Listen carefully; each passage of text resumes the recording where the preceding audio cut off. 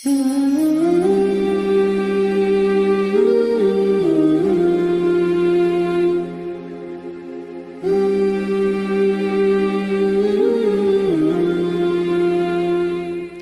باللہ من الشیطان اللعین الرجیم بسم اللہ الرحمن الرحیم الحمدللہ رب العالمین لعن اللہ قتلک یا فاطمۃ الزہرا۔ عزیزان محترم، السلام علیکم ورحمۃ اللہ وبرکاتہ۔ استقبال ہے ایک مرتبہ پھر آپ لوگوں کا پروگرام جناب فاطمہ زہرا ان دی ہولی قرآن میں، جہاں ہم مسلسل گفتگو کر رہے ہیں بی بی سلام اللہ علیہا کی عظمت پر قرآن مجید کے الفاظ اور آیات میں۔ اس گفتگو میں مسلسل ہمارے ساتھ بنی ہوئی ہیں سیدہ عظمی زہرا رضوی۔ آئیے ان کا استقبال کریں۔ السلام علیکم خواہر۔ وعلیکم السلام ورحمۃ اللہ وبرکاتہ۔ اللہ آپ کو جزائے خیر سے نوازے کہ آپ مسلسل اس گفتگو میں ہمارے ساتھ بنی ہوئی ہیں، اور یقیناً یہ ایک ایسا عمل ہے کہ انشاءاللہ روز محشر جب بی بی کی شفاعت ہمارے اور آپ کے دامن میں آئے گی تب ہمیں پتہ چلے گا کہ یہ کتنا بہترین تھا۔ اللہ آپ کو جزائے خیر سے نوازے۔ آپ کا بھی شکریہ۔ تو خواہر، آج کی گفتگو کا آغاز ہم اس سوال سے کرتے ہیں کہ ایام فاطمی جہاں بہت ضروری ہے کہ ہم بی بی کی عظمت کو بیان کریں اور لوگوں کو یہ بتائیں کہ آپ کی عظمت کیا تھی، یہ اپنے آپ میں ایک بہت مصائبی ایام ہے کہ وہ رسول اللہ کا جو قول ہے کہ جس کی فضیلتیں جتنی زیادہ ہوتی ہیں اس کے مصائب اتنے ہی گراں ہوتے ہیں۔ تو جہاں ہم نے بی بی کی عظمتوں کا ذکر کیا، وہیں ایک سب سے بڑی مظلومیت بی بی کی یہ تھی کہ دربار میں بی بی کو جھٹلایا گیا اور بی بی کو بارہا کہنا پڑا کہ ابوالحسن میں جھوٹ نہیں بولتی، میں صدیقہ ہوں، میں جھوٹی نہیں ہوں، میں سچ بولتی ہوں۔ لیکن بی بی کی گواہی ایکسیپٹ نہیں کی گئی، قبول نہیں کی گئی، اور سراسر سرے سے آپ کو کچھ جھوٹی احادیث بیان کر کے آپ کو جھوٹا ثابت کر دیا گیا۔ تو جہاں ہمارا اور آپ کا تو یہ عقیدہ ہے کہ بی بی صدیقہ ہے، اس کے لیے قرآن نے کس طریقے سے رہنمائی کی ہے اور قرآن نے کیا گواہی دی ہے، کہاں بیان کیا ہے کہ بی بی سلام اللہ علیہا کی ذات صدیقہ طاہرہ ہے؟ اعوذ باللہ من الشیطان اللعین الرجیم بسم اللہ الرحمن الرحیم اللہم صلی علی محمد وآل محمد وعجل فرجہم۔ بے شک یہ ایک بہت بڑا غم ہے کہ وہ شہزادی کونین جو کہ دختر رسول ہیں، ایک لوتی بیٹی جناب رسول خدا کی، کہ جن کے بابا خود صادق و امین تھے اور جو خود بھی صدیقہ تھی، سچی تھی، کہ اللہ نے اس لقب سے نوازا ہے، آپ کو صدیقہ کہا ہے، سچی کہا ہے، کہ ان کے لیے ہم دیکھتے ہیں کہ جنہیں دربار میں جب جانا پڑا تو اپنی سچائی کے لیے ان کے سامنے اس بات کو پیش کرنا پڑا، یعنی اس بات کو آپ کو ثابت کرنا تھا کہ آپ سچی ہیں، یعنی ثابت کرنے کی ضرورت ہی کیا تھی؟ کیا مسلمان نہیں جانتے تھے کہ یہ وہ دختر رسول ہیں کہ جو خود بھی صدیقہ ہے، جو کبھی جھوٹ نہیں بولتی، ان کا آ جانا ہی بلکہ آنے کی بھی ضرورت نہ تھی، اگر ان کا حق تھا تو اس حق کو لے لینا یہی بہت بڑا ظلم تھا، اور اس کے بعد اگر جناب سیدہ نے حق کا مطالبہ کیا تو ان کی اس سچائی کو ماننا بے حد ضروری تھا۔ یہاں پر سوچنے کا مقام ہے کہ یہ بی بی جو کہ صدیقہ ہیں، جو طاہرہ ہیں، ان کی خود کی سچائی کی گواہی قرآن مجید نے دی ہے، لیکن لوگ ان سے گواہیاں طلب کرتے رہے، ان کی سچائی پر یقین نہ کیا۔ قرآن مجید خود اس بات کی گواہی دیتا ہے کہ جناب فاطمہ الزہرا سلام اللہ علیہا سچی ہیں، صدیقہ ہیں، اور اس کی ہم دلیل دیکھیں سورہ آل عمران کی آیت نمبر 61 کہ جو آیہ مباہلہ ہے، کہ آیہ مباہلہ کی تاریخ کو اگر ہم پڑھیں، یوں تو آیہ مباہلہ میں اس بات کا ذکر ہے کہ جب یہ بات ہوئی کہ عیسائیوں سے نجران کے مباہلہ ہونا ہے تو بات یہ تھی کہ بھائی تم اپنی عورتوں کو لاؤ، اپنے بچوں کو، اپنے نفسوں کو، اور پھر ہم اپنی طرف سے لائیں اور پھر دونوں مل کر کے جھوٹوں پر لعنت کریں گے، تو بات یہی تھی۔ اب چونکہ رسول خدا لے کر چلے ہیں، تاریخ ہم پڑھیں تو نساءنا میں جناب فاطمہ الزہرا سلام اللہ علیہا ہیں، قرآن اس بات کی گواہی دیتا ہے اور اس پر پورے عالم اسلام متفق ہیں کہ نساءنا سے مراد جناب فاطمہ الزہرا ہیں۔ قابل غور بات یہ بھی ہے خواہر کہ اس وقت ایسا نہیں تھا کہ رسول اللہ کی اور قریبی کوئی رشتہ دار میں خواتین نہیں تھیں، لیکن رسول کا لے جانا صرف جناب سیدہ کو اس بات کی دلالت کرتا ہے کہ جناب سیدہ سے بڑھ کر کوئی بی بی ہے نہیں اور ان سے زیادہ سچا کوئی ہو نہیں سکتا. تو جناب سیدہ کو لے جانا یہ اپنے آپ میں ایک دلیل تھی. اب مباہلہ کی تاریخ جب ہم پڑھتے ہیں تو پاتے ہیں کہ جب لے کر کے رسول خدا چلے ہیں, اب پہنچ رہے ہیں, قریب ہو رہے ہیں, تو جو عیسائی تھے ان کا جو سب سے بڑا پادری تھا اس نے دور سے ہی دیکھا تو ایک نور کا اس نے مشاہدہ کیا, اور جب دیکھا تو وہ کہنے لگا اپنے لوگوں سے کہ ہرگز ان لوگوں سے مباہلہ نہ کرنا ورنہ ہماری نسل جو ہے تباہ و برباد ہو جائے گی, کوئی باقی نہیں بچے گا اگر ان لوگوں نے لعنت کر دی تو. تو اب یہ سوال اس نے کیوں کیا, آپ نے یہ بات کیوں کہی؟ کیونکہ یہ دیکھ رہا ہے ایک ایسی چیز کو, ایک ایسے نور کو اور ان سچوں کو. تو یہاں پر سوچنے پر یہ بات مجبور کرتی ہے کہ ان عیسائیوں کو جو کہ غیر مسلم ہیں ان کو جناب زہرا کی سچائی کا یقین تھا, ان کی صداقت پر وہ ایمان رکھتے ہیں, ان کے صدیقہ ہونے پر یقین رکھتے ہیں, لیکن وہ مسلمان کیسے تھے کہ جو خود کو مسلمان کہتے رہے اور جناب سیدہ کہتی رہی کہ میرے بابا کا حق جو مجھے انہوں نے دیا ہے, لیکن پھر بھی ان سے گواہیاں طلب کی گئیں. آپ نے گواہیاں بھی پیش کی ہیں لیکن اسے بھی نہ مانا گیا, جھٹلایا گیا. آپ کو جھٹلایا گیا کہ آپ کو تڑپ کر یہ کہنا پڑا کہ میں جھوٹ نہیں بولتی. بی بی کا یہ جملہ ہی اپنے آپ میں بہت بڑا مصائب ہے کہ جو صدیقہ ہو, جو طاہرہ, وہ یہ کہے کہ میں جھوٹ نہیں بولتی, جسے یہ بات ثابت کرنی پڑے, جس کے لیے قرآن مجید میں آیہ مباہلہ میں گواہی دی جا رہی ہے کہ سچی ہیں وہ, کہ جب بات سچوں کو لے جانے کی آئی تو عورتوں میں جناب زہرا گئیں. ایک یہ آیت آپ کی صداقت کی گواہی دیتی ہے. دوسرے سورہ توبہ کی آیت نمبر 119 وَكُونُوا مَعَ الصَّادِقِينَ, اس میں پانچویں امام محمد باقر علیہ السلام فرماتے ہیں کہ قیامت تک سچے اگر کوئی ہیں تو وہ علی و فاطمہ ہیں. کیا قیامت تک کے لیے, یعنی اس دور کے لیے کسی ایک عالم تک کے محدود نہیں ہے, ہر دور اور قیامت تک کے لیے سچے علی و فاطمہ ہیں. یہ آیت بھی آپ کی صداقت کی گواہی دے رہی ہے. اور مجھے یہیں پر وہ واقعہ یاد آیا کہ جب شب عید تھی اور حسنین نے آ کر اپنی ماں سے کہا کہ اماں ہمارے لیے کوئی لباس نہیں آتے, دوسروں کے لباس بن رہے ہیں عید کے, اور بی بی نے جو ہے وہ تاریخ بتاتی ہے کہ کسی کے پاس, کسی درزی کے پاس کپڑے نہیں تھے, مگر بی بی نے یہ کہہ دیا کہ تمہارے کپڑے جو ہیں وہ درزی کے پاس ہیں.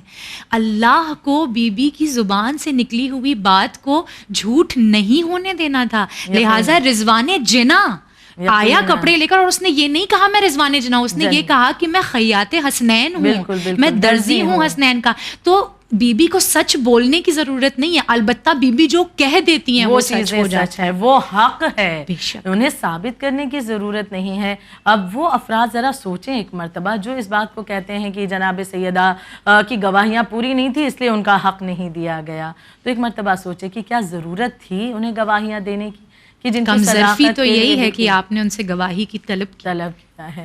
تو کئی آیتیں, پھر ہم اگر آیت تطہیر کی پر توجہ دیں کہ سورہ احزاب آیت نمبر 33 کہ انما یرید اللہ لیذہبعنکم الرجس اہل البیت ویطہرکم تطہیرا, کہ وہ آیت مبارک کی جو طہارت کی گواہی دے رہی ہے. کیا ہے طہارت؟ کس انداز سے کہ بس اللہ کا ارادہ ہے کہ اہل بیت اطہار تم سے ہر برائی کو اس طرح سے دور کر دیں جس طرح سے, اور آپ کو ایسا پاک کر دیں جیسے پاک رکھنے کا حق ہے. یقیناً تو پاک رکھنے کا حق خدا تو بہتر جانتا ہے نا کہ پاکیزگی کسے کہتے ہیں, پاک رکھنا کسے کہتے ہیں. تو اب جو سب سے زیادہ پاک و طاہر و منزہ ہو جائے, خدا جسے طاہر کر دے, خدا جس کی طہارت کی گواہی سورہ احزاب میں دے رہا ہے, تو جو طاہر ہو کیا وہ معاذ اللہ جھوٹا ہو سکتا ہے؟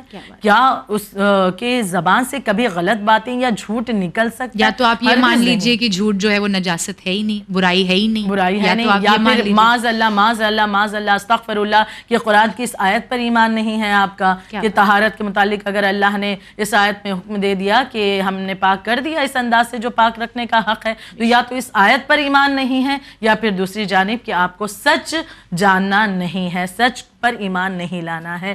تو لہٰذا اس آیت میں طہارت کی گواہی جس بی بی کی, جس اہل بیت اطہار کی جن کی دی جا رہی ہے, ان میں جناب سیدہ بھی شامل, اور جناب سیدہ کی طہارت کی اگر گواہی ہے تو کیسے ممکن ہے کہ جو طاہرہ ہو وہ معاذ اللہ استغفر اللہ وہ جھوٹی ہو؟ تو یقیناً وہ سچی تھیں, اور اس بات کی گواہی خود قرآن مجید نے دی ہے. تو اس بات کو مانے جانے اور زیادہ جاننے کی کوشش بھی کریں کہ جناب سیدہ پر جو کچھ گزرا وہ ایک ستم تھا, وہ ایک الظلم تھا۔ بالکل، خدا کی عظیم لعنت ہو ان لوگوں پر کہ جو نہ صرف یہ کہ بی بی پر جنہوں نے ظلم کیا بلکہ اس ظلم کو دیکھ کر خاموش رہے اور اس سے راضی رہے۔ اللہ ہمیں اور آپ کو توفیق دے کہ اسی طریقے سے ہم دفاع کرتے رہیں اپنی آخری سانس تک، حق اہل بیت کا، حق جناب سیدہ کا۔ اور جیسا میں نے ابھی کہا کہ اللہ ہمیں اور آپ کو توفیق دے کہ ہم دفاع کرتے رہیں۔ یہ دفاع دراصل تبھی آتا ہے جب اللہ دلوں میں خالص محبت کو اتار دیتا ہے۔ جب تک انسان کسی سے بے لوث محبت نہ کرے تب تک اس کی دفاع نہیں کر سکتا۔ تو جناب فاطمہ زہرا سے محبت کرنا کتنا اہم ہے، کتنا ضروری ہے، اس بات کی رہنمائی قرآن نے کیسے کی ہے، کس آیت میں اس کا ذکر کیا؟ بے شک، کیونکہ بات ہمارا موضوع یہی ہے کہ قرآن میں جناب فاطمہ الزہرا کا ذکر اور ان کے متعلق باتیں، تو اس چیز کو قرآن مجید سے ہی جاننا ضروری بھی ہے کہ قرآن مجید نے کس طرح سے جناب فاطمہ الزہرا سے محبت کا حکم دیا ہے۔ ہم نے جو پہلے ایپیسوڈ میں بات کی تھی کہ کس طرح سے جناب سیدہ نے قرآن مجید سے عشق کیا ہے، محبت کی ہے، اس محبت کو یقیناً قرآن مجید نے بھی پلٹایا ہے کس انداز سے کہ اس نے بھی محبت جناب فاطمہ الزہرا سے کی ہے۔ اور اسی قرآن مجید میں وہ آیت بھی موجود ہے کہ جو سورہ شورى کی آیت نمبر 23 ہے، بہت ہی مشہور و معروف، قُل لَا أَسْأَلُكُمْ عَلَيْهِ أَجْرًا إِلَّا الْمَوَدَّةَ فِي الْقُرْبَى، کہ اے رسول کہہ دیجئے ان لوگوں سے کہ آپ اجر رسالت نہیں چاہتے سوائے اس کے کہ آپ کے قرابت داروں سے محبت کی جائے۔ مجھے کوئی بتائے جناب فاطمہ زہرا سے زیادہ قریبی کون تھا رسول اللہ؟ اور یہ بھی ہم جانیں کہ اجر رسالت رسول خدا صلی اللہ علیہ وآلہ وسلم کتنی مشقت آپ نے اس دین کو سنبھالنے کے لیے، اس دین کو پہنچانے کے لیے، اس کی تبلیغ کے لیے کی ہے۔ کیا یہ لوگوں سے چھپی ہوئی بات ہے؟ آپ کو خود کہنا پڑا کہ جتنا ستم اور ظلم میں نے سہا ہے ایک نبی کے طور پر، وہ کسی انبیاء نے نہیں سہا، کسی نبی نے نہیں سہا۔ یقیناً کتنی پریشانیاں کی اس دین کی راہ میں، کتنی مشقتیں، کتنی زحمتیں اٹھائی ہیں، لوگوں نے تہمتیں بھی لگائی ہیں، لوگ پتھر بھی برساتے ہیں، غلاظت بھی پھینکتے ہیں، کوڑا بھی گراتے ہیں، غلط باتیں بھی زبان کے کہتے تانے ہیں۔ ہیں۔ یقیناً بہت سی ایسی چیزیں ہیں کہ آپ پر ستم ڈھائے گیا، آپ کو تن و تنہا بھی کیا گیا، لیکن اس کے باوجود آپ اس دین کی تبلیغ کرتے رہے، اس دین اسلام کو پھیلایا ہے، پوری دنیا تک کے لے کر آئے ہیں اس دین اسلام کو۔ تو خداوند عالم کی جس کے دین کے لیے رسول اللہ نے اتنی زحمت اٹھائی، خدا چاہتا تھا کہ اس کا اجر دیا جائے، اور خدا نے اس کے اجر کے لیے یہ نہیں چاہا کہ رسول ان سے کہہ دیجئے کہ آپ کے اجر رسالت کے طور پر مال و متاع دے دیں، اولاد دے دیں، یہ دے دیں، فلاں دے دیں، نہیں۔ اللہ کا مطالبہ کیا تھا؟ اب چونکہ چیز بہت بڑی ہے، اجر رسالت کی بات ہو رہی ہے، تو سب سے اہم چیز کو اللہ نے رکھا ہے کہ جو نجات کا ذریعہ انسان کی ہے، بخشش کا ذریعہ، اور وہ کیا ہے؟ وہ ہے محبت اہل بیت اطہار علیہ السلام، کہ اجر رسالت سوائے اس کے کچھ ہو ہی نہیں سکتا کہ آپ کے اہل بیت سے محبت کی جائے، مودت کی جائے۔ اور وہ اہل بیت کی، جیسا کہ آپ نے واضح کیا خود بھی، کہ کون سب سے زیادہ قریبی ہو سکتا ہے رسول اللہ کے سوائے جناب فاطمہ زہرا کے؟ آپ دختر ہیں رسول اللہ کی، ایک لوتی بیٹی ہیں آپ رسول خدا کی، آپ سے زیادہ قریب کون ہو سکتا ہے؟ تو آپ سے محبت کا بالکل واضح اشارہ یہاں کیا جا رہا ہے قرآن مجید کی اس آیت میں کہ محبت کس سے کی جائے؟ آپ کے اہل بیت اطہار سے، اور جس میں شامل پنجتن پاک میں رسول اللہ کے علاوہ دیگر فرد ہیں۔ اس کے متعلق ایک مرتبہ کچھ لوگوں نے پوچھا تھا اس آیت کے متعلق کہ یا رسول اللہ قرابت داروں سے مراد کون ہیں؟ جی، اچھا ہوا یہ سوال ہو گیا۔ بالکل بالکل، ورنہ کوشش تو بہت کی گئی تھی قرابت داروں میں کچھ اور بھی افراد کو شامل کیا جاتا، تو یہ سوال ہوا، بہت اچھا ہوا کہ یہ سوال کیا گیا کہ یا رسول خدا قرابت داروں سے مراد کون ہیں؟ کہ جو آیت کے متعلق آپ ہمیں حکم دے رہے ہیں کہ آپ کے قرابت داروں سے محبت کی جائے، تو وہ قرابت دار کون ہیں؟ تو رسول خدا نے نام لے کر بالکل واضح کر دیا۔ رسول اللہ فرماتے ہیں کہ وہ علی ہیں، وہ فاطمہ ہیں، اور ان کے دو بچے حسن و حسین علیہ السلام ہیں۔ یعنی یہ ہستیاں جو میرے قرابت دار ہیں، اور ان سے محبت کرنا ہی اجر رسالت ہے۔ یہ کہنا غلط نہیں ہوگا کہ جس نے ان سے محبت نہیں کی اس نے اجر رسالت ادا نہیں کیا۔ جو اجر رسالت ادا نہ کرے اس کی نجات و بخشش کچھ کہیں پر کوئی بھی 1% بھی ممکن نہیں ہے کہ وہ ہو جائے۔ بے شک یہ اس انداز سے بھی ہم دیکھتے ہیں کہ آپ کی محبت کا حکم قرآن مجید کی آیت میں دیا جا رہا ہے۔ بے شک بے شک، اور رسول اللہ سے وفاداری کا ایک بہترین نمونہ ہے کہ آپ اہل بیت علیہ السلام سے اپنی محبت کو وقت در وقت جہاں ضرورت ہو ظاہر کرتے رہیں. خیر بالآخر اس گفتگو کا ایک بہترین اختتام دینے کے لیے میں سوال آپ سے کرنا چاہ رہی ہوں کہ قرآن مجید میں جن بھی مقامات پر، جن واقعات کے پس منظر میں جن آیات میں اللہ نے جناب فاطمہ زہرا کا ذکر کیا ہے، ان آیات میں بی بی کا ذکر کر کے اللہ ہمیں اور آپ کو کیا سبق دینا چاہ رہا ہے؟ کون سی وہ خصلتیں ہیں، کون سی وہ خوبیاں ہیں جو ان واقعات کے ماتحت وہ چاہتا ہے کہ ہم اپنی زندگیوں میں ڈھالیں؟ کیونکہ جیسا ہم نے شروع میں ہی گفتگو کی تھی کہ قرآن دراصل سفارش اور شفاعت انہی کی کرے گا جو قرآن کو اپنی زندگی میں ڈھالتے ہیں، نہ صرف یہ کہ اس کی تلاوت کریں. تو بہت اہم ہے کہ ان آیات میں بی بی کی عظمت کو سمجھنے کے ساتھ ساتھ ہم بی بی کے کردار کو بھی اپنے اندر لانے کی کوشش کریں. تو آپ بیان فرمائیں. یقیناً اس میں چند باتوں کا ذکر کر دوں کہ پیغامات وہ کہ جو ہمیں لینے کی ضرورت، حاصل کرنے کی ضرورت ہے، اور یقیناً قرآن مجید کی جو ہدایت کے لیے بھیجا گیا اور جناب زہرا کی تعریف کرتے ہوئے قرآن مجید نے ہم تک بھی پیغام پہنچایا ہے. کہ اب جیسے مثال کے طور پر ہم سورہ دہر کی بات کریں.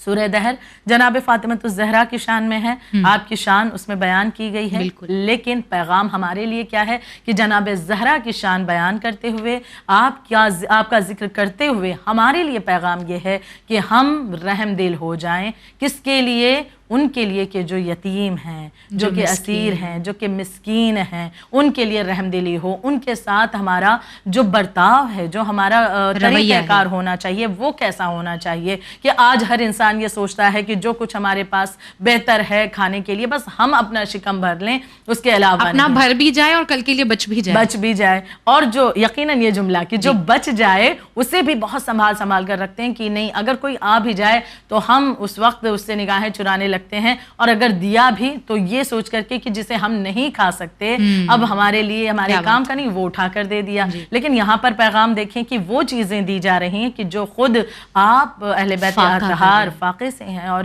اس طرح سے اور روزے سے، اور اس کے بعد آپ ان چیزوں کو تناول کرنے جا رہے ہیں. لیکن اگر کسی نے سوال کر دیا تو بغیر سوچے کہ ہم بھوکے ہیں وہ چیزیں اٹھا کر کے وہ غذا اس سائل کے حوالے کر دی ہے. تو ایک درس ہے کہ ہم بھی دینے کی جو ایک کلا ہے وہ سیکھیں کہ جب ہم دوسروں کو دینا سیکھیں گے تو وہ رب ہمیں عطا کرتا جائے گا. ہم خدا سے بڑے شکوے کر دیتے ہیں، خدا نے یہ نہیں دیا، وہ نہیں دیا. خدا بھی تو پرکھتا ہے نا، ہمیں آزماتا ہے آپ دوسروں کو کتنا دیتے ہیں، آپ دوسروں پر کرم کتنا کرتے ہیں. اگر ہم دوسروں کے ساتھ مہربان ہیں تو وہ پروردگار عالم ہمارے ساتھ یقیناً مہربان ہوگا. یہاں پر یہ ہمیں ایک پیغام مل رہا ہے. دوسری آیت تطہیر کے ذریعے ہمارے لیے بھی پیغام ہے کہ طہارت کے حوالے سے کہ جس طاہرہ بی بی پر اور ہم محبت جن سے کرتے ہیں اور اپنا ایمان ہمارا ان کی جانب ہے، تو جن کے بارے میں ان کی طہارت کو سن کر کے ہم خوش ہوتے ہیں. بہت ہمیں خوشی ہوتی ہے کہ ارے ہم اس کے ماننے والے ہیں کہ جو بی بی طاہرہ ہیں.